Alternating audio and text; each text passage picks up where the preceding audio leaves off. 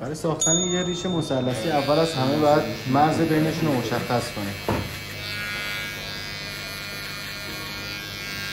بعد شونه 1.5 رو به اندازه نیم سانت و با دامنش هم به اندازه نیم سانت به سمت پایین و همین کار رو روی خط ریششون هم انجام میده. و بعد با شماره 3 به اندازه نیم سانت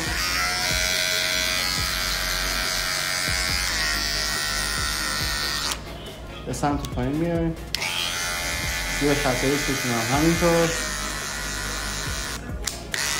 شونه 4.5 رو میندازیم و از روی فکشون به اندازه نیم سانت به سمت پایین میایم. شونه رو از رو ماشین برمی‌داریم و روی 1 میل میذاریم.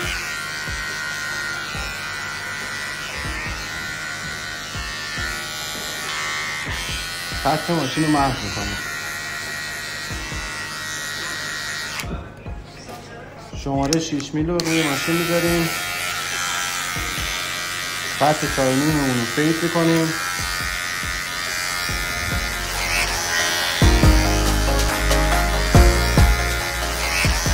در آخر با استفاده از شیور شفافیت فیدمون رو بیشتر میکنیم.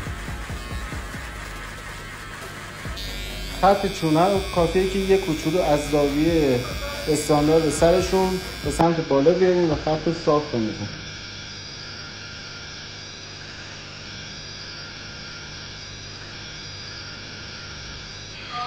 چک میکنیم هر جا خط باشه از بین ببریم.